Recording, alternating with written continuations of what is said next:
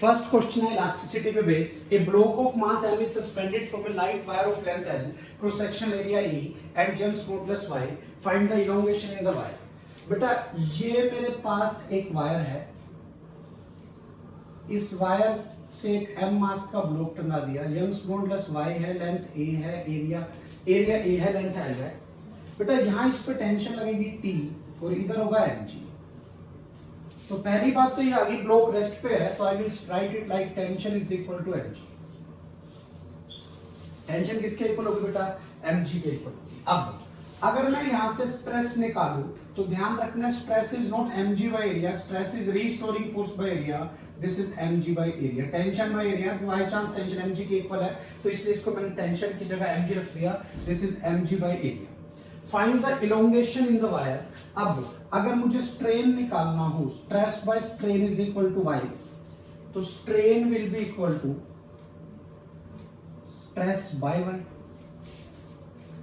What is strain? Strain is change in length by original length and stress is mg by a y। तो यहां से बेटा change in length क्या आ गई अपनी? mgl by a y। This is the elongation in the wire। ये अपना आंसर आ गया। क्लियर है? अब इधर आ जाते हैं। One end of a long metallic wire of length l is tied to the ceiling. The other end is tied to a massless spring of spring constant K. A mass small m hangs freely from the free end of the spring. A mass small m hangs freely from the free end of the spring. The area of cross section and Young's modulus of the wire are A and Y respectively. If the mass is slightly pulled down and released, it will oscillate. Find the time period of oscillation. क्या कह रहा है बेटा? Diagram के according, question के according, one end of a long metallic wire of length l is tied to the ceiling. ये एक wire है जिसकी लेंथ l है, एरिया A है, यंग्स मॉडुलस y है, ठीक है। The other end is tied to a massless spring of spring constant K. दूसरा एंड यहाँ पे एक massless spring of spring constant K से है, जहां पे मास m इससे हैंग कर रहा है। सबसे पहले इस वायर का K for wire will be equal to, we have already studied, this is y a by l। अब ये दो वायर सीरीज में है तो 1 by k in series will be equal to 1 by k1 plus 1 by k2। Series में k हम ऐसे निकालते हैं, 1 by k in series equal to 1 by k1 plus 1 by k2। यहां से आप देख सकते हो 1 by k in series, 1 by k की जगह क्या रखना है? y a by l plus 1 by k। समझ आ गया मैंने क्या किया? 1 by y a by l plus 1 by k। अब टाइम पीरियड हम एसएचएम में पढ़ते होते हैं, टाइम पीरियड का क्या फॉर्मूला होता है? 2 pi root m by k equivalent. तो I should write it like 2 pi root m। ये 1 by k बच गया और 1 by k की जगह क्या रखना है? l by y a plus 1 by k। ठीक है, तो आपका ये टाइम पीरियड का फॉर्मूला आ गया। और कैलकुलेशन करनी हो आप एलसीएम वगैरह लेकर और कैलकुलेशन भी कर सकते हो, वहां से आपका टाइम पीरियड निकल जाएगा। Next topic is elongation in an accelerated wire. अब मेरे पास ये एक वायर है जो किसी स्मूथ सरफेस पे पड़ी, ये सरफेस स्मूथ है, ये एंड ए है, ये एंड बी है, यहां मैंने F फोर्स लगा दी, इसकी लेंथ L है, area of cross section A है, यंग्स मॉडुलस y। क्लियर? अब एक चीज तो क्लियर है, force will be equal to mass, मैंने इसका m मान लिया, force will be equal to mass into acceleration. तो acceleration of this wire will be F by m। तो इस वायर का एक्सेलरेशन a होगा जिसको हम F by m से लिखेंगे। अब अलग अलग जगह पर वायर में टेंशन अलग अलग होगी, तो मैं क्या करता हूं, यहां पर मैंने एक पॉइंट मान लिया P, जो यहां से x डिस्टेंस पे है, तो बेटा इधर जो टेंशन होगी वो T होगी। तो T will be equal to mass of AP portion into x। T will be equal to mass of AP portion into x। AP portion पे जो यहां जो टेंशन लग रही होगी वो होगी इस पोर्शन का मास इनटू एक्सेलरेशन। क्यों? Force will be equal to mass into acceleration. तो यहां से मास कैसे निकालूं बेटा? L लेंथ में मास m है, तो बेटा एक लेंथ में हो गया m by L, x length में हो गया m by L into X into A. तो यहां से जो मेरे पास टेंशन आ गई, टेंशन की वैल्यू कितनी आ गई, m by L into X into A की वैल्यू क्या है, f बाई एम। तो टेंशन आ गई F X by L. Tension will be equal to F X by L. अब मैं क्या करता हूं बेटा, यहां पर एक छोटा सा पोर्शन एज्यूम कर लेता हूं, ये वाला पोर्शन dx लेंथ, कितनी लेंथ का बेटा, dx लेंथ का। Let dx be the length of small portion at p। Clear है? अब यहां टेंशन लग रही है तो इस पोर्शन में कुछ ना कुछ इलोंगेशन आएगी, and D delta L be the elongation in small portion. उसमें मैंने मान लिया कि उसमें इतनी इलोंगेशन आ गई। तो according to formula Young's modulus will be equal to force restoring force by A into change in length by original length. तो अब अगर मैं यहां से सिंप्लीफाई करूं, यंग्स मॉडुलस y, टेंशन जो आई बेटा वो आई F X by N, length कितनी है इस छोटे से पोर्शन की dx, लेंथ कितनी है इस छोटे से पोर्शन की dx। क्लियर है यहां तक? बाय एरिया ए ही है, डेल्टा एल की जगह क्या लिखना है, डी डेल्टा एल। तो यहां से अगर मैं इस छोटे से पोर्शन में चेंज इन लेंथ देखूं तो बेटा ये कितनी आ गई, F X by A L Y D X. मैंने इस टर्म को इधर ले गया, बाकी सारी टर्म्स इधर ले आए। तो यहां से टोटल चेंज इन लेंथ, अगर मुझे टोटल इलोंगेशन निकालनी है टोटल वायर में, दैट इज डेल्टा एल, तो ये हर छोटे छोटे पोर्शन की डी डेल्टा एल का इंटीग्रेट करना पड़ेगा। तो यहां से क्या आ गया, ये इंटीग्रेशन करके this is F X D X by A L Y. कहां से कहां तक लिमिट, 0 से एल तक। तो total elongation in the wire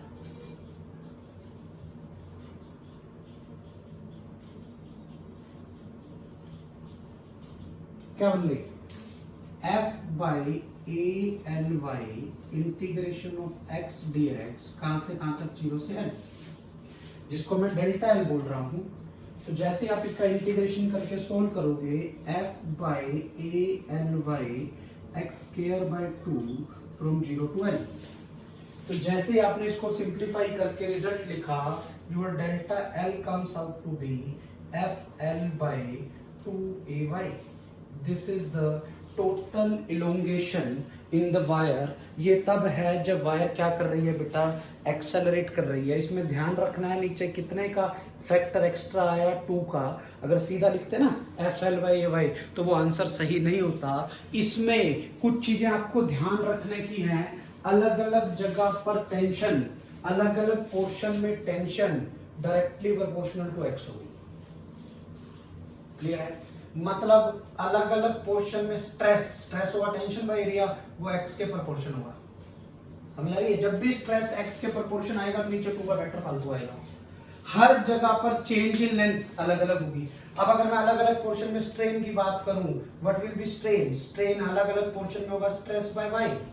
अब स्ट्रेस प्रोपोर्शनल टू एक्स है तो हर पोर्शन में स्ट्रेन भी किसके प्रोपोर्शन होगा बेटा, एक्स के प्रोपोर्शन होगा, क्योंकि वाई तो क्या है, कांस्टेंट है। ऐसे इसमें बहुत सारे क्वेश्चन बन सकते हैं कि किसी जगह पर स्ट्रेन निकालना है, स्ट्रेस निकालना है, कहीं छोटी सी चेंज इन लेंथ निकालनी है, कहीं पूरी चेंज इन लेंथ निकालनी है। तो आपको ये सारे कंसेप्ट इसमें लगा। Next topic is extension in wire due to its own wait.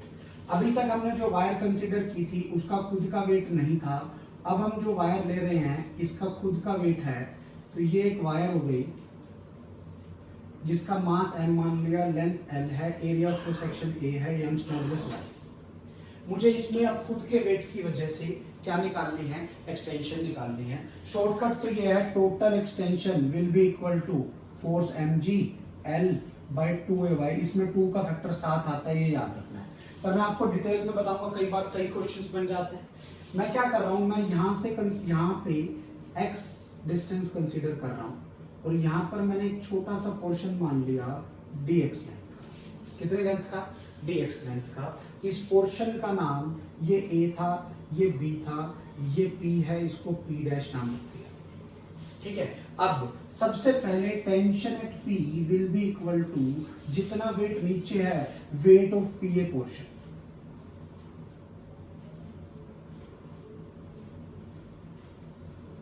p A portion का वेट है, तो tension at p will be equal to m/l into X into G. ये p पे आपकी टेंशन आ गई, क्लियर है। अब अगर मैं स्ट्रेस एट p निकालूं, स्ट्रेस होगी tension at p bye area, this will be mg/la x है, तो ये स्ट्रेस एट p आ गया, यहां से आ गया stress is directly proportional to x। और अभी पीछे मैंने आपको बताया था जब भी stress directly proportional to x हो, नीचे एक फैक्टर एक्स्ट्रा आ जाता है 2 का, क्लियर है। अब हमें पता है स्ट्रेन निकालना हो, what will be strain, strain in p dash region, तो ये क्या होगा, stress by y, this will be equal to mgx by la y। यहां से ये पता लग गया कि strain is also directly proportional to x। Strain किसके प्रोपोर्शन है बेटा, x के प्रोपोर्शन है, ये स्ट्रेन आ गया, क्लियर है। अब यहां से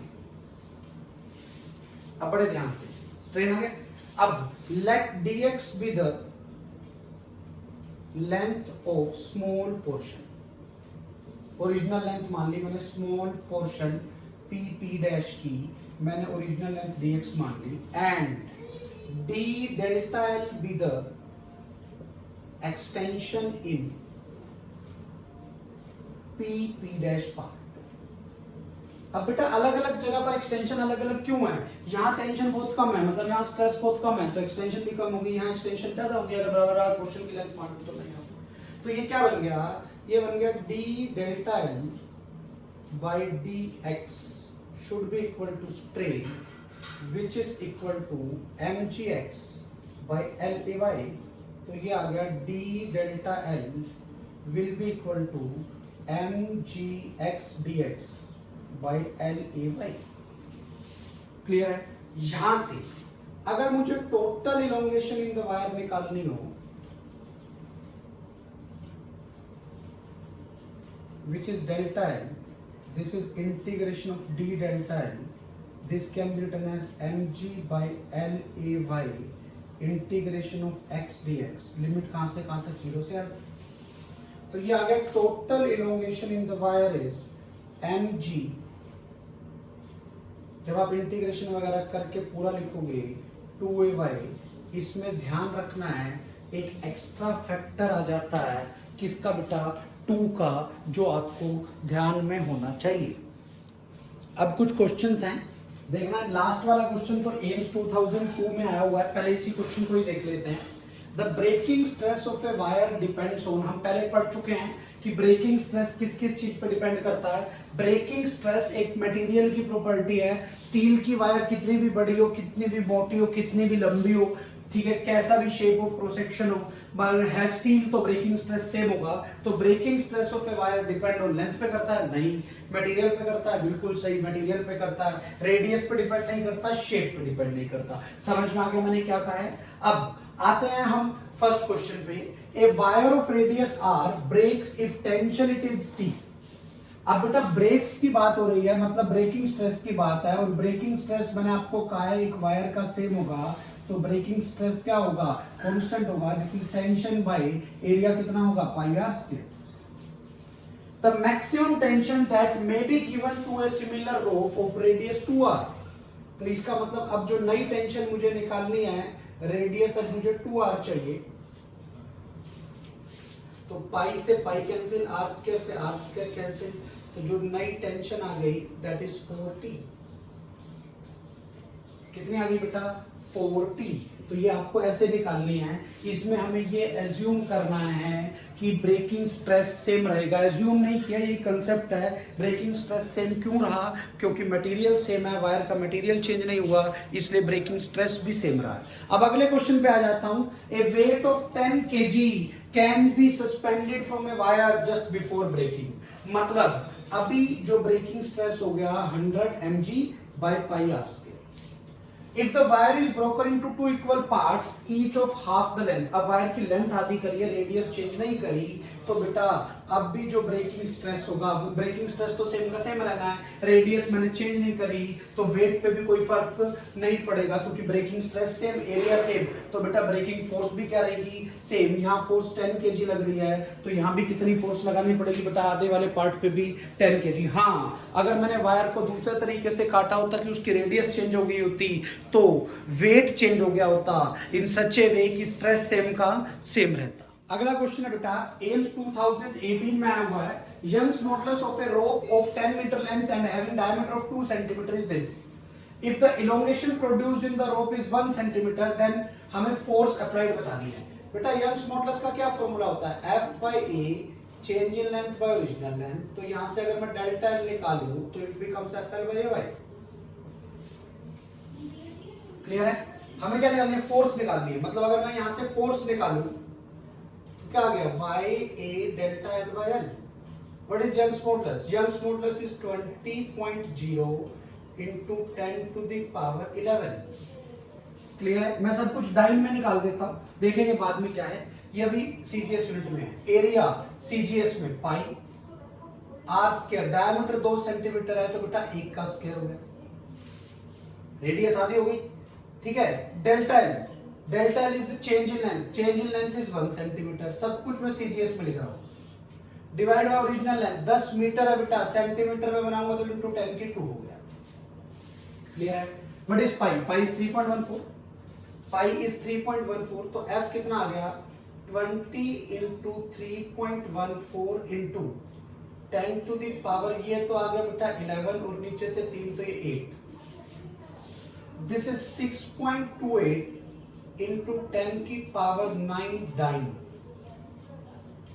डाइन को अगर मैं न्यूटन में बनाऊं तो -5 करना पड़ेगा, तो it become 6.28 into 10 to the power 4 Newton.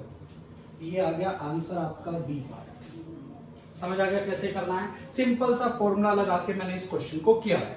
अब आ जाते हैं हम अगले क्वेश्चन पे। अगला क्वेश्चन क्या है, Young's modulus for steel wire is this and its elastic limit is this. Elastic limit का मतलब है ये इलास्टिक लिमिट के अंदर स्ट्रेस है।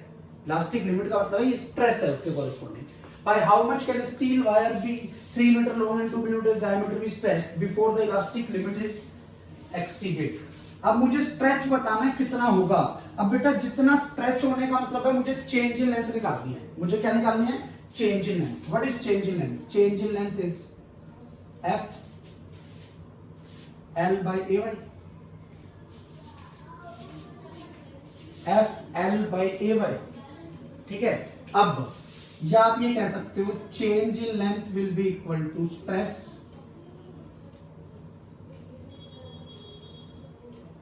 Into L by Y।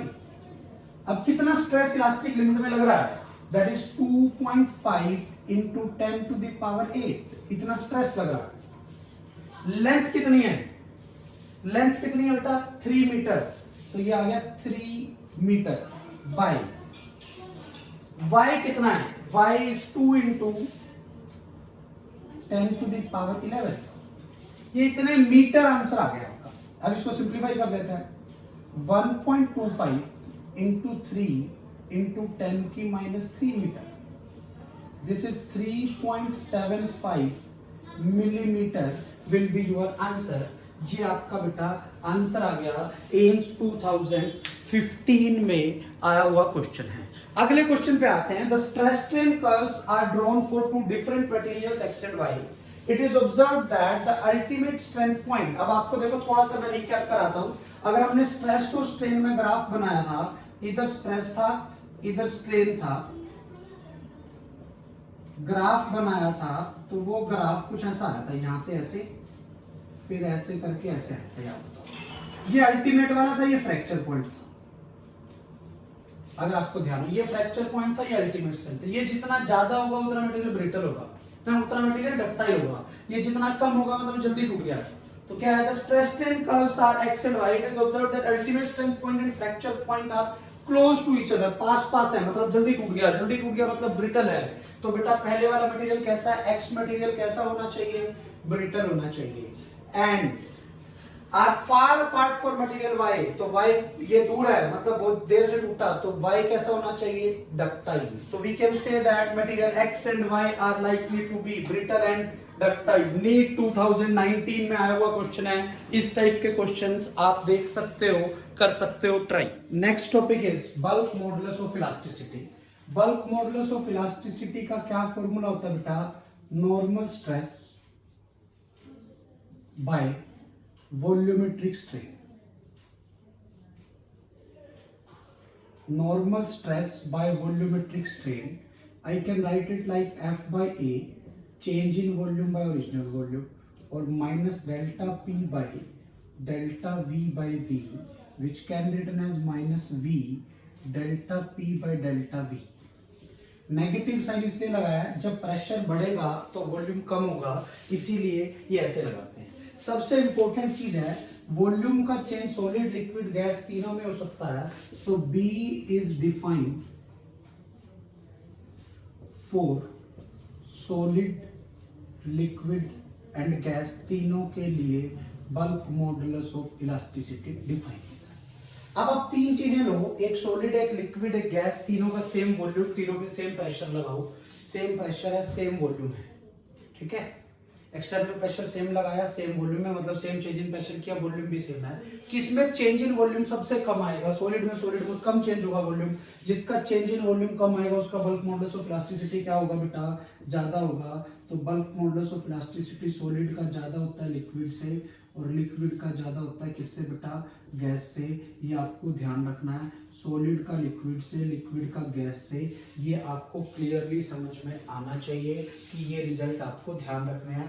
Bulk modulus of elasticity का ये फॉर्मूला है जो आपको पता होना चाहिए। इसी को मैं ऐसे भी लिख सकता हूं, minus V d P by d V, ठीक है।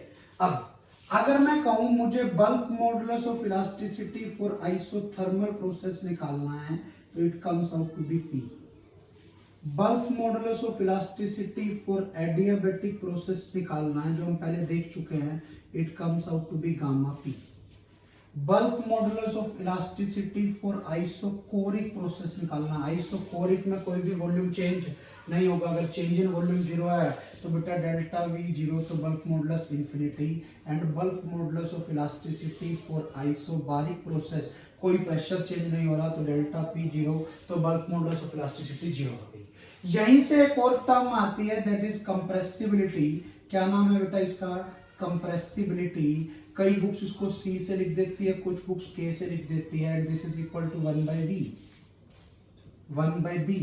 बल्क मॉडुलस ऑफ इलास्टिसिटी का उल्टा होता है, जिसका बल्क मॉडुलस ऑफ इलास्टिसिटी ज्यादा होगा वो ज्यादा इलास्टिक है, उसकी कंप्रेसिबिलिटी कम होगी, वो कम कंप्रेस होगा।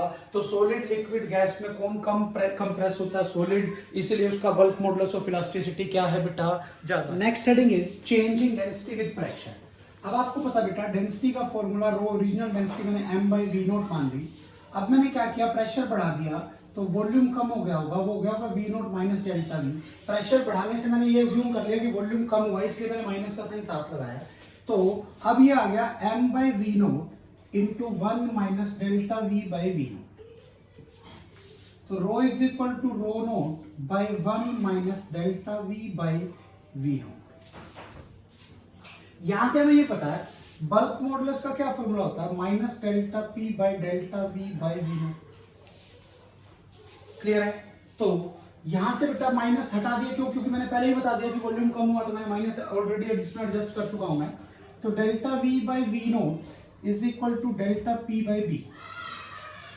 तो this becomes rho naught by 1 minus delta P by B. तो rho is equal to rho naught by 1 minus delta P by B. B is the bulk modulus of elasticity. अगर fluid की वजह से pressure है तो delta P को लिखूंगा mgh by B. ये आपका डेंसिटी का फॉर्मूला आ जाएगा, जो आपको ध्यान रखना है कि डेंसिटी हमें ये फॉर्मूला कैसे वेरी करती है प्रेशर बढ़ाने के साथ। Density increases with increase in pressure, ये बेटा आपको क्लियरली समझ में आना चाहिए कि डेंसिटी प्रेशर बढ़ाने के साथ बढ़ जाती है। देखना बेटा आप questions. The pressure of a medium is change from 1.01 into 10 to the power 5 Pascal to 1.165 into 10 to the power 5 Pascal and change in volume is 10% keeping temperature constant. Find the solution, find the bulk modulus for the medium. आपको bulk modulus निकालना है। Bulk modulus का क्या formula होता है? Minus delta P by delta V by V. Minus sign क्या बता रहा है कि प्रेशर बढ़ाने से वॉल्यूम डिक्रीज हो रहा है। ठीक है, अब देख लेते हैं what is change in pressure. This is 1.165 minus 1.01 into 10 to the power 5। मैंने ये कहा change in pressure, change in volume is 10%, means this is 10/100। अगर आप इसको सोल्व करो, 1 ये कैंसिल होगा बेटा, 1 गया इसमें से, तो ये बच गया 0.155 into 10 to the power 5 by 10/100 means 1/10, ऊपर गया तो 10 की पावर 6 हो गया। तो I can write it like 1.55 into 10 to the power 5 newton per metre square will be your answer. समझ में आ गया बेटा मैंने क्या किया यहाँ से। अब अगले क्वेश्चन पे आ जाते हैं। एम्स 2015 में आया हुआ क्वेश्चन है, for a constant hydraulic stress P on an object with bulk modulus B the fractional change in volume.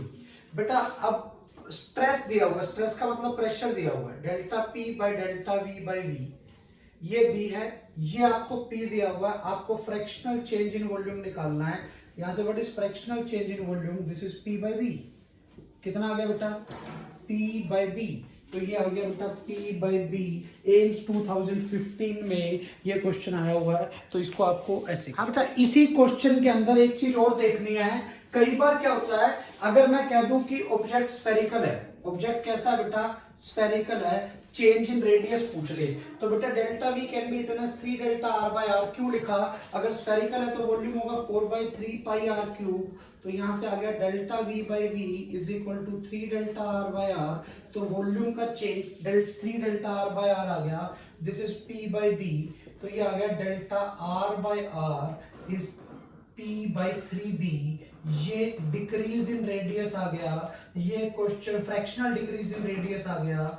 ये नीट 2017 में ऐसा क्वेश्चन आया होगा, आप देख सकते हो। एम्स 2015 में ये क्वेश्चन था, उसके एक साल छोड़ के ऐसा ही क्वेश्चन, थोड़ा सा क्वेश्चन को चेंज करके नीट 2017 में ऐसा क्वेश्चन आपसे फिर पूछा गया। कंसेप्ट सेम का सेम ही है। Next topic is shear modulus of elasticity, जिसका दूसरा नाम मॉडुलस ऑफ रिजिडिटी भी होता है। ये क्या कहता है बेटा? इसका फॉर्मूला होता है टेंजेंशियल स्ट्रेस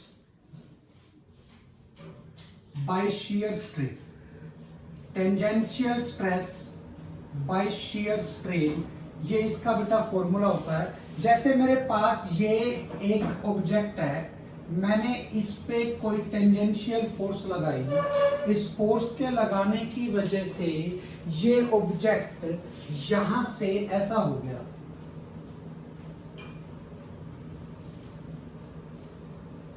तो ये कुछ एंगल शिफ्ट हुआ, ये जितना एंगल शिफ्ट हुआ इस एंगल का नाम हमने थीटा रख दिया। तो what is tangential stress? This is force by area bye, ये थीटा कह लो, फाई कह लो, कुछ भी हो सकता है। अब अगर मैं कहूं ये जितना शिफ्ट हुआ ये x है और ये मैं मान लूं l है, तो tan theta will be equal to x by l, और हम मान लेते हैं थीटा छोटा है, तो tan theta can be written as theta which becomes x by l। तो shear modulus of elasticity is f by a, theta की जगह आप x by l रख सकते हो। ये आपका बेटा आंसर आ गया shear modulus of elasticity का, जो आपको ध्यान रखना है। ठीक है, अब यहां से एक चीज बड़े ध्यान से देखनी है, this is defined only for solids. eta for liquid and gases is 0। क्यों 0 है बेटा?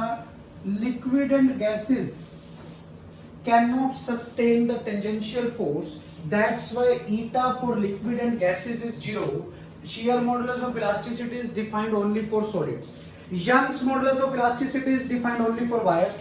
bulk modulus of elasticity is defined for solid, liquid and gas all। shear modulus of elasticity सिर्फ उसी के लिए होगा जो बेटा क्या कर सकता है, जिसमें सिर्फ जो टेंजेंशियल फोर्स को सस्टेन कर सके, शियर मॉडुलस ऑफ इलास्टिसिटी इसीलिए सिर्फ सॉलिड्स के लिए। Next topic is Poisson ratio. बेटा देखो ध्यान से, मान लो ये मेरे पास एक वायर है जिस वायर की रेडियस r है, लेंथ है, मैंने इस पे फोर्स लगाया, इस वायर को खींच के बड़ा कर, तो लेंथ तो हो गई L प्लस डेल्टा L। अब खींच के बड़ा करने से कुछ रेडियस भी कम होगी, अब रेडियस होगी R माइनस डेल्टा। तो इसमें दो टाइप का स्ट्रेन है, एक तो लॉन्गिट्यूडनल स्ट्रेन है। अगर मैं लॉन्गिट्यूडनल स्ट्रेन निकालूं that is delta L by L, और एक है लेटरल स्ट्रेन। लेटरल स्ट्रेन का मतलब है जो लेंथ जिस साइड में बड़ी है उसके परपेंडिकुलर साइड में जो डायमेंशन कम हुआ है, रेडियस का चेंज कह लो या रेडियस का चेंज कह लो या डायमीटर का चेंज कह लो, इसको लिखूंगा minus delta R by R। तो बेटा ये जो पॉइसन रेशियो हो गई जिसको हम सिग्मा से लिख रहे हैं, this is defined as lateral strain by longitudinal strain. This is defined as lateral strain by longitudinal strain, which can be written as minus delta R by R by delta L by L। इसको हम बोलते हैं poisons ratio. कौन सी ratio बोलते हैं बेटा हम इसको? Poisson's ratio. अब यहाँ पर आपको एक चीज बड़े ध्यान से देखनी है, theoretically sigma lies between -1 and 0.5। Theoretically sigma lies between -1 and 0.5। किससे किसके बीच में लाई करता है बेटा? -1 और 0.5 के बीच में, ठीक है। And practically sigma lies between 0 and 0.5। Negative sigma कोई सिग्निफिकेंस नहीं है। क्यों नहीं है नेगेटिव सिग्मा का? मतलब लेंथ भी बढ़ गई, रेडियस भी बढ़ गई, जो कि पॉसिबल नहीं है। तो ये आपको पॉइजन रेशो के लिए चीजें ध्यान रखनी है। पॉइजन रेशो कोई मॉडुलस ऑफ इलास्टिसिटी नहीं है, ये एक टाइप की रेशो है जो आपको ऐसे पता होना चाहिए। क्वेश्चन, अगला क्वेश्चन है, find the Poisson ratio for a wire whose volume remains same under stretching. मतलब क्या बेटा? वॉल्यूम की अगर मैं बात करूं, volume is pi R square है। अब according to question volume is constant. Volume constant होने का मतलब है इसका डेरिवेटिव 0 है। अब अगर मैं इसका डेरिवेटिव करूं या एरर वाले कंसेप्ट से देखूं तो ये हो गया 2 delta R by R plus delta L by L is 0। तो ये आ गया delta R by R is minus of half delta L by L। तो यहाँ से आ गया minus delta R by delta L by L is half which is equal to sigma. तो ये क्या आ गई बेटा? पॉइजन रेशो की वैल्यू ऐसी वायर के लिए कितनी होती है बेटा? 0.5 होती है, जो आपको क्लियरली ध्यान रखना है कि ये इस तरह से आपको क्वेश्चन करना है। एरर का कंसेप्ट मैंने इसमें साथ में। Next topic is relation between Y, B, eta and sigma. पहली बात तो ये कि ये चारों हमेशा पॉजिटिव होंगे, नेगेटिव नहीं होंगे। सिग्मा की प्रैक्टिकल वैल्यू 0 और 0.5 के बीच में है तो भी प्रैक्टिकली पॉजिटिव ही है, कोई भी इनमें से नेगेटिव नहीं होगा। ये दो रिलेशन आपको याद रखने हैं, y equal to 3b 1 - 2 sigma, y equal to 2 eta 1 plus sigma. एक बात देखो बेटा, आपको पता है y भी पॉजिटिव होना है, b भी पॉजिटिव है, 3 भी पॉजिटिव है, तो 1 - 2 सिग्मा को भी पॉजिटिव होना पड़ेगा। क्यों पॉजिटिव होना पड़ेगा बेटा? ये पॉजिटिव है, ये पॉजिटिव है, ये भी पॉजिटिव होगा। इसका मतलब आपका 2 sigma should be less than 1 means sigma should be less than 1/2। On the same line ये पॉजिटिव है, ये पॉजिटिव है, तो इसको भी पॉजिटिव होना पड़ेगा means 1 plus sigma should be greater than 0। तो sigma should be greater than -1। Sigma should be greater than कितना होना चाहिए बेटा? -1। तो ये भी आपको समझ में आना चाहिए, ये भी क्लियरली समझ में आना चाहिए। ये रिलेशंस हैं। कई बार y, b और ईटा में ही पूछ लेगा, सिग्मा नहीं चाहिए तो यहाँ से सिग्मा की वैल्यू निकालो, यहाँ से सिग्मा की वैल्यू निकालो, दोनों को इक्वेट कर दो, रिलेशन आ जाएगा। समझ में आ रहा है मैं क्या कर रहा हूँ? आपको सिग्मा खत्म करना है तो ऐसे खत्म करना है। पूछ ले बी, ईटा और सिग्मा में रिलेशन चाहिए, y खत्म करना है तो लेफ्ट हैंड दोनों राइट हैंड साइड को इक्वेट कर दो, y खत्म हो जाएगा, बी, ईटा और सिग्मा में रिलेशन आ जाएगा। This way you can find the relation between y, b, eta and sigma. Next topic है relation between angle of twist that is theta and angle of shear that is phi. अब बड़े ध्यान से देखना, मान लो ये मेरे पास एक सिलेंडर है, इसको मैंने फिक्स कर रखा है और इसको मैंने यहाँ से थोड़ा सा घुमा दिया, समझ रही है, ये यहाँ से फिक्स है, इसको थोड़ा सा मैंने यहाँ पे ऐसे ट्विस्ट किया, कितना एंगल ट्विस्ट किया है, थीटा, मतलब ये वाला एंड अभी यहाँ था, अब घूम के ये यहाँ आ गया, घुमाया, ये थीटा है, ये एंगल ऑफ शेयर हो गया फाई। एक चीज आपको पता होनी चाहिए, theta is 0 degree at fixed end theta is maximum at free end. Theta का मतलब मैं एंगल ऑफ ट्विस्ट से बोल रहा हूं। अब मुझे इनमें रिलेशन बताना है। बेटा आप मान लो ये वाला पॉइंट जो है ए है, ये जो पॉइंट आया यहां पर ये बी है, तो ये ए बी कितना चला, A B will be equal to R theta, इधर से आर थीटा, क्यों, ये ए है और ये आपका बी है, ये कितना है बेटा, थीटा एंगल है, ये आर का है, ए बी लेंथ, ये रेडियस थी, है ना, ये सेंटर से रेडियस थी, तो A B will be equal to R theta. और अगर मैं इधर से ए बी निकालूं तो this A B is equal to L phi. Reason भी, अब देखो ये अप्रोक्सीमेटली एल है,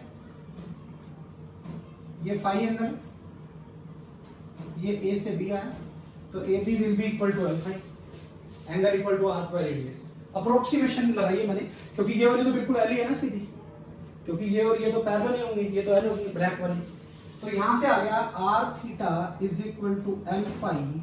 दिस इज द रिलेशन जो आपको ध्यान रखना है, जहां पर थीटा आपका एंगल ऑफ ट्विस्ट है और फाई क्या है बेटा, आपका एंगल ऑफ शियर है। तो आपको एंगल ऑफ शियर निकालना हो तो आप ऐसे लिख सकते हो R theta by L. This relation you have to remember, important है, क्वेश्चन बन सकता है, चांसेस हैं पड़े इधर से question. Next heading is inter atomic force constant के। हम एक सॉलिड का बिहेवियर हम बॉल्स की तरह से, बॉल स्प्रिंग से कनेक्ट हो, हम ऐसा एक मॉडल मान सकते हैं, क्यूब टाइप की चीज, एक क्यूब भी नहीं बोलना चाहिए मुझे, जैसे हम केमिस्ट्री के अंदर पढ़ते हैं सॉलिड स्टेट चैप्टर में, क्रिस्टल है, उसके एटम्स के बीच में स्प्रिंग लगे हुए हैं, जब मैं उसको दबाऊंगा तो स्प्रिंग कंप्रेस हो जाएंगे, एक रिस्टोरिंग फोर्स आ जाएगी, ठीक है। हर सॉलिड को हम ऐसे मान सकते हैं जो उसको वापस रिस्टोर करने की कोशिश करेगी। अब जो इंटर एटॉमिक फोर्स आई, उस फोर्स के कोरस्पॉन्डिंग एक कांस्टेंट होगा, that constant is known as force constant, and this force constant को डिराइव करके लिखते हैं y इंटू आर नोट, जहां पर y क्या है, y is the Young's modulus of elasticity, y is the Young's modulus of elasticity, and r naught, what is r naught, r naught is the normal interatomic separation, normal interatomic separation। R naught क्या है बेटा, normal distance, जब मैंने कोई force नहीं लगाई है तो इक्विलिब्रियम पे जो इंटर एटॉमिक सेपरेशन है वो ये है। के यूनिट क्या होंगे, के तो फोर्स कांस्टेंट है, यूनिट होंगे newton per metre, newton per metre, आप ये आपके इसके यूनिट हो जाए। Next is elastomers. Elastomers are the materials for which graph between stress and strain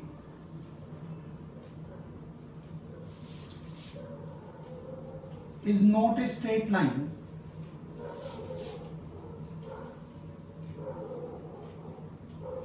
within the elastic limit।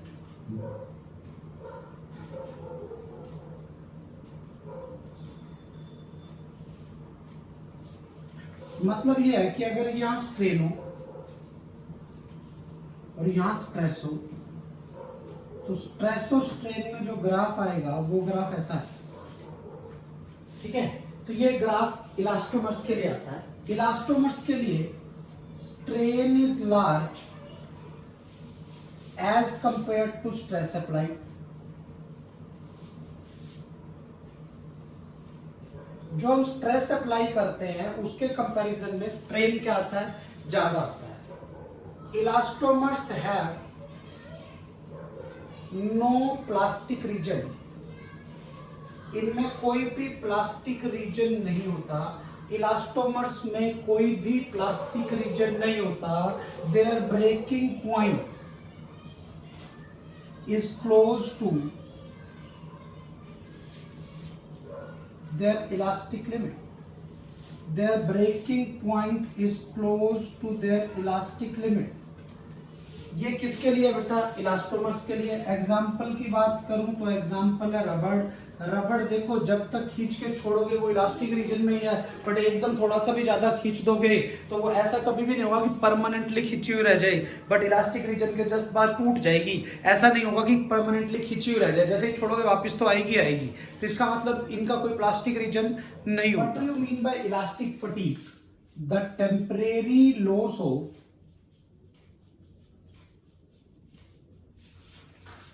elastic properties of a material because of action of repeated alternative stress is called elastic fatigue. Is called elastic fatigue. इसी की वजह से the bridges are declared unsafe after a long use.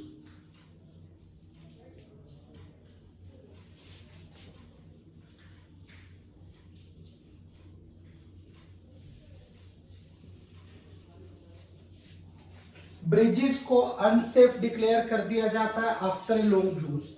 एक wire है उसको अगर अपने को तोड़ना है तो आप बार बार उसको बेंड कर दो इधर उधर 3-4 बार, तो बार बार आप उस पर स्ट्रेस लगा रहे हो तो उस वजह से उसकी इलास्टिक प्रॉपर्टी टेम्परेरी लॉस हो जाती है, जिसकी वजह से वो मटेरियल ब्रेक कर सकता है। ये इलास्टिक फटीग के लिए है। इलास्टिक आफ्टर इफेक्ट क्या होता है? It is the delay in regaining the original shape and configuration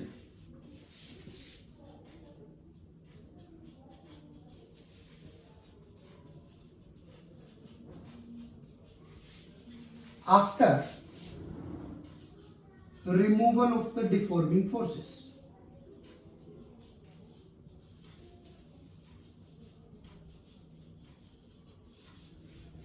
मतलब कितनी देर में ये करती है अपनी ओरिजिनल शेप और कॉन्फ़िगरेशन को regain after removal of the deforming forces, उसको इलास्टिक आफ्टर इफेक्ट बोलते हैं।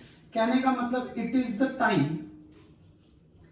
For which restoring force exist after removal of deforming force. अब जैसे हमें पता है परफेक्टली इलास्टिक मटेरियल, जैसे हमने क्वार्ट्ज पढ़ा, इसके लिए ये टाइम स्मॉल होगा।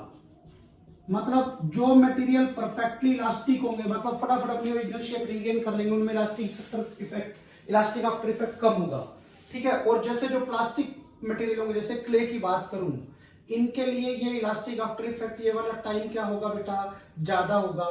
तो ये दो चीजें, दो प्रॉपर्टीज आपको पता होनी चाहिए, एक इलास्टिक फटीग और एक elastic after. Next topic is elastic hysteresis. Elastic hysteresis word का मतलब होता है लैगिंग। तो ये हो गया the lagging of strain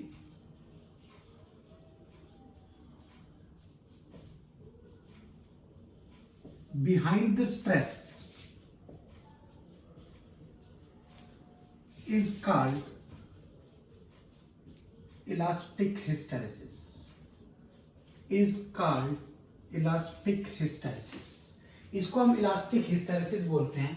this is the only reason कि strain is different for the same stress while increasing the load और while decreasing the load. Increasing load पे स्ट्रेन अलग आता है, डिक्रीजिंग लोड पे स्ट्रेन की वैल्यू अलग आती है, ठीक है, for the same stress, for the same stress. तो ये आपको ध्यान रखना है।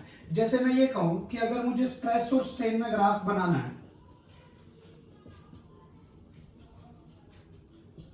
तो ये ग्राफ कुछ ऐसा है।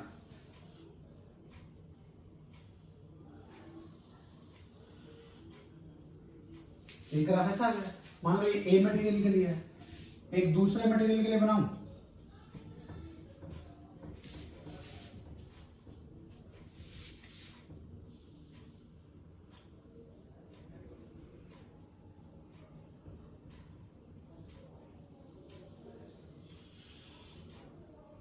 मान लो ये बी मटेरियल के लिए, हिस्टेरेसिस जनरली उसी में होता है जिसमें इलास्टिक आफ्टर इफेक्ट हो।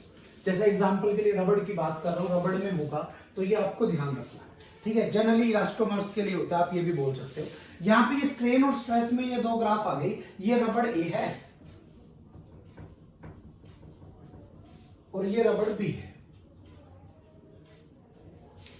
एक रबड़ ए है, एक रबड़ बी है। ये स्ट्रेन और स्ट्रेस में ग्राफ आ गई रबड़ ए और रबड़ बी के लिए। अब हम बड़े ध्यान से यहाँ पर चीजें समझते हैं कि कैसे क्या बात बनेगी स्ट्रेस स्ट्रेन के लिए। तो अब इसको क्लियरली यहाँ पर समझते हैं बेटा। क्या देखो, एक चीज आपको पता है होनी चाहिए, the area of stress strain graph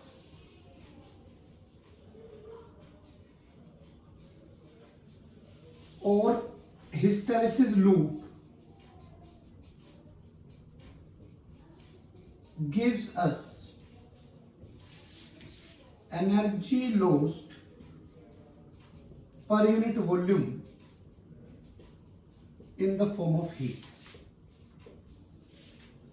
Actually it gives us the work done in loading and work done in unloading.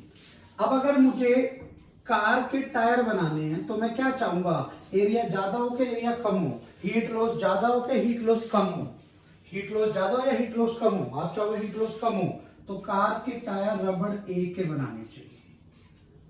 अगर मुझे कोई हीट एब्जॉर्बेंट मटेरियल बनाना है, जैसे मशीनरीज के नीचे रबड़ के क्लैंप्स लगते हैं, वो बनाने हैं, तो उसके लिए मैं क्या चाहूंगा, हीट लॉस। वो जो हीट लॉस करे ज्यादा गर्म, वो ज्यादा हीट लॉस कर ले ताकि हीट ज्यादा उसी के अंदर चली जाए। तो उसके लिए हम कौन सी रबड़ का प्रेफर करेंगे बेटा, रबड़ बी को प्रेफर करेंगे। ये आपको ध्यान रखना है। This is all about elastic hysteresis. Next is factors affecting elasticity. First one is hammering. Generally hammering करने से इलास्टिसिटी इंक्रीज हो जाती है, हैमरिंग करने से। दूसरा annealing.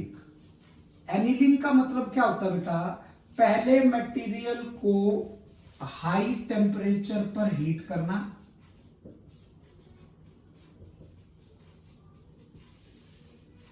And then cooled slowly, फिर कूल्ड करना स्लोली, इसको हम एनीलिंग बोलते हैं। और ऐसा करने से इलास्टिसिटी मटेरियल की डिक्रीज हो जाती है। Third is temperature. As temperature is increased, elasticity decreases. जब टेम्परेचर बढ़ाते हैं तो इलास्टिसिटी क्या कर जाती है बेटा, डिक्रीज कर जाती है। Fourth factor is impurity. Impurity can increase or decrease the elasticity of the material. Elasticity, it depends on the nature of impurity, कि impurity का मटेरियल का नेचर क्या है, उस पे डिसाइड होगा कि impurity डालने से किसी मटेरियल की इलास्टिसिटी बढ़ रही है या इलास्टिसिटी कम हो रही है।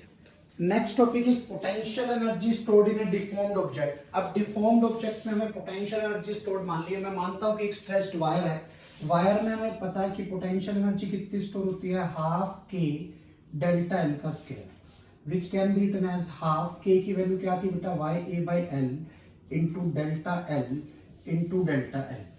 What is this, this is force, तो half into force into extension.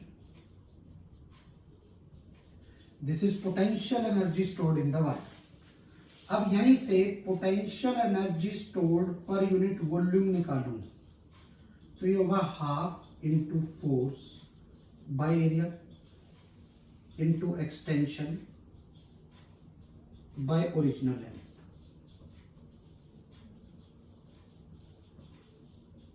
क्योंकि area into length is volume. This is known as energy density. इसको क्या बोलते हैं बेटा, एनर्जी डेंसिटी, जिसको हम स्मॉल यू से लिखते हैं। तो ये क्या आ गया बेटा, एनर्जी डेंसिटी क्या आ गई आपकी, energy density what is force by area, this is half into stress into strain. तो बेटा पोटेंशियल एनर्जी का ये फॉर्मूला है, एनर्जी डेंसिटी का फॉर्मूला है half into stress into strain, जिसको मैं ऐसे भी लिख सकता हूं हाफ इंटू स्ट्रेस का square by Y, because strain is stress by Y, strain is stress by Y. इसी को मैं ऐसे भी लिख सकता हूं half into Y into strain का स्क्वायर। जरूरी नहीं है वाई हो, अब आप बल्क मॉडुलस होगा तो बल्क मॉडुलस के लिए भी लिख सकते हो, यू वाई की जगह भी आ जाएगा। ये एनर्जी डेंसिटी आती है। यहीं से कभी एनर्जी स्टोर्ड निकालनी हो तो it can be written as integration of U d V, d V is the volume. कई बार जैसे अभी हमने पीछे किया था एक खुद के वेट की वजह से या एक्सेलरेटेड वायर में, उसमें अलग अलग जगह पर स्ट्रेस अलग अलग था, तो बेटा एनर्जी डेंसिटी अलग अलग जगह पर अलग अलग होगी। टोटल एनर्जी स्टोर्ड निकालनी हो तो एनर्जी पहले किसी एक छोटे से पोर्शन के अंदर एनर्जी डेंसिटी निकालूंगा, वॉल्यूम को लिखूंगा a इंटू डी एक्स, फिर उसका क्या करूंगा इंटीग्रेशन, फिर अकॉर्डिंगली आपसे एनर्जी स्टोर्ड उसके अंदर निकलेगी। इसमें ध्यान रखना एनर्जी स्टोर्ड में, पोटेंशियल एनर्जी स्टोर्ड में हाफ का फैक्टर 7 होता है। या इलास्टिक एनर्जी क्यों है, ये पोटेंशियल एनर्जी क्यों है, क्योंकि हम जो इलास्टिक फोर्सेस पढ़ रहे हैं, इलास्टिसिटी पढ़ रहे हैं, और इलास्टिक फोर्सेस को हम कंजर्वेटिव मान के चलते हैं, एंड हमें पता है potential energy is defined only for the conservative force. Last topic of this chapter is application of elasticity. ये बेटा समझने वाली चीज है, 2-3 एप्लीकेशन समझाने वाली है, बाकी सिर्फ सुनने वाली है। पहले क्या, किसी भी मशीनरी के पार्ट्स को ऐसे stress beyond the elastic limit से कंप्रेस नहीं किया जाता, क्योंकि अगर ऐसा कर दिया तो उसके जो पार्ट्स हैं वो परमानेंटली डिफॉर्म हो जाएंगे, ठीक है, और वो अपनी ओरिजिनल शेप में वापस नहीं आएंगे। क्लियर है। अब क्रेन्स जो बनती है, क्रेन्स लोड उठाने के लिए, उसमें जो रोड्स लगती है उनकी थिकनेस डिसाइड की जाती है on the basis of elasticity of the material and safety factor. Safety factor एक बहुत इंपॉर्टेंट चीज है। मान लो किसी चीज का सेफ्टी फैक्टर 10 है या 5 है, सेफ्टी फैक्टर इज 5। एक क्रेन है, मैंने कहा कि ये क्रेन 50,000 केजी तक का वेट उठा सकती है, 50,000 केजी तक का वेट उठा सकती है, बड़ी क्रेन है, और सेफ्टी फैक्टर 5 का है। 5 का मतलब है कंपनी ने अपनी साइड से रख के दिया है कि वो 50,000 केजी उठा सकती है, सेफ्टी फैक्टर 5 का है। मतलब अगर आप उसका 50,000 का 5 टाइम वेट भी उठा लेंगे तो भी उसको कुछ नहीं होगा। इलास्टिक लिमिट और सेफ्टी फैक्टर के बेस पे थिकनेस डिसाइड की जाती है। कंपनी अपर लिमिट से कम इसलिए बताती है क्यों, क्योंकि अगर वारंटी में कोई बंदा उससे ज्यादा कर दे और कह दे कि मुझे चेंज कराना है तो कंपनी इसलिए पहले ही सेफ्टी फैक्टर रख के चलती है। थर्ड एप्लीकेशन है कि माउंटेन की height on the earth depend on the elasticity of the earth. जहां पे जैसे यहाँ पे माउंटेन बनाना है, अगर माउंटेन बना हुआ है तो यहाँ पर अर्थ की कितनी इलास्टिसिटी है उससे हाइट डिसाइड होगी, क्योंकि हाइट होगी तो उसका स्ट्रेस होगा, उस स्ट्रेस के बेस पे, इलास्टिसिटी के बेस पे वही पता लगेगा कि वो इलास्टिक लिमिट के अंदर है या नहीं है, अर्थ उसको, उस माउंटेन को अपने ऊपर खड़ा होने दे सकती है या नहीं हो सकती। अब उसके बाद जो आती है बेटा बीम्स का एक कंसेप्ट आता है। आपने देखा होगा पुरानी बिल्डिंग्स में घरों की छत पर एक बीम लगी होती है। बीम के अंदर जैसे एक बीम है, 2 सपोर्ट्स के बीच में रख दी। जब आप इसको 2 सपोर्ट्स के बीच में रखोगे तो ये यहां से थोड़ी सी बेटा टेढ़ी हो जाएगी। ये जितनी टेढ़ी हुई है इसके अंदर डिफ्लेक्शन आ गई, डेल्टा लिखते हैं। तो ये जो डेल्टा आता है ये आता है WL³/4YBD³। अब आप यहां से देखो डेल्टा डिफ्लेक्शन जो मिडल में आ रहा है that is inversely proportional to B and inversely proportional to D³। तो मुझे ब्रेड्थ ज्यादा रखनी चाहिए या डेप्थ ज्यादा रखनी चाहिए? मैं क्या चाहूंगा, अगर मैं किसी वेट के ऊपर, मैंने किसी जैसे छत के ऊपर मान लो ये बीम लगा दी मैंने छत के नीचे बिल्कुल, तो बीम लगा दी और बीम मुड़ जाए तो इसका मतलब छत गिरने के चांस है। तो इसीलिए आप क्या चाहोगे, डेल्टा कम हो, डिफ्लेक्शन कम हो। डिफ्लेक्शन कम होने का मतलब आप क्या चाहोगे, डिनोमिनेटर ज्यादा हो। डिनोमिनेटर ज्यादा, अगर मैं ब्रेड्थ डबल करूं और डेप्थ डबल करूं तो किसमें ज्यादा बेनिफिट है मेरे लिए, डेप्थ में, क्योंकि डेप्थ डबल करने से 8 टाइम्स का फर्क आ रहा है। इसीलिए मैं आपको बोल रहा हूं कि आपको जितने भी गार्डर्स, घर में गार्डर्स या बिल्डिंग्स में, जो पुरानी बिल्डिंग्स में गार्डर्स लगे होते हैं, उनकी डेप्थ ज्यादा रखी जाती है एज कंपेयर टू ब्रेड्थ। अगला पॉइंट, अगली application, bridges are declared unsafe after a long use. After a long use bridges को अनसेफ डिक्लेयर कर दिया जाता है, वो इलास्टिक फटीग की वजह से है। इलास्टिक फटीग की वजह से ऐसा होता है कि बार बार रिपीटेड स्ट्रेस लगाने की वजह से उसकी इलास्टिसिटी कम हो जाती है, या कुछ टाइम के बाद आफ्टर ए लॉन्ग यूज के बाद ब्रिजेस को रिपेयर किया जाता है, किसी मटेरियल की उसके ऊपर कोटिंग की जाती है ताकि उसकी इलास्टिसिटी इंप्रूव हो जाए। And the last application is, एक टर्म होती है बेटा, क्या पहले तो ये पता होना चाहिए, it is difficult to twist a hollow shaft then a solid shaft of same length material and mass. मेरे पास दो शाफ्ट हैं, दो पोल्स हैं, एक होलो पोल है और एक सॉलिड पोल है, दोनों का सेम मास है, सेम लेंथ है, दोनों को जमीन में गाड़ा हुआ है। किसको घुमाना ज्यादा आसान है? किसको घुमाना ज्यादा आसान है? सॉलिड वाले को। होलो को आसान नहीं है, इसीलिए पोल्स होलो बनाए जाते हैं ताकि कोई चोरी ना कर पाए। इसमें कंसेप्ट होता है बेटा restoring torque per unit twist का, जिसको हम टॉर्जनल रिजिडिटी भी बोलते हैं। क्या बोलते हैं बेटा? टॉर्जनल रिजिडिटी भी बोलते हैं। और ये किसके इक्वल होती है? It is equal to pi eta r4/2l। Eta is the shear modulus of elasticity, r is the radius. ठीक है, ये क्या है? ये है टॉर्क पर यूनिट ट्विस्ट। ये आपको बेटा ध्यान रखना है, ये इस पे ये डिराइव होता है। आपको डायरेक्टली ये क्लियरली पता होना चाहिए, होलो को घुमाने के लिए ज्यादा टॉर्क चाहिए as compare to solid. Hollow को घुमाने के लिए ज्यादा टॉर्क चाहिए as compare to solid. This is all about elasticity. ये आपको इलास्टिसिटी में पता होना चाहिए सारा।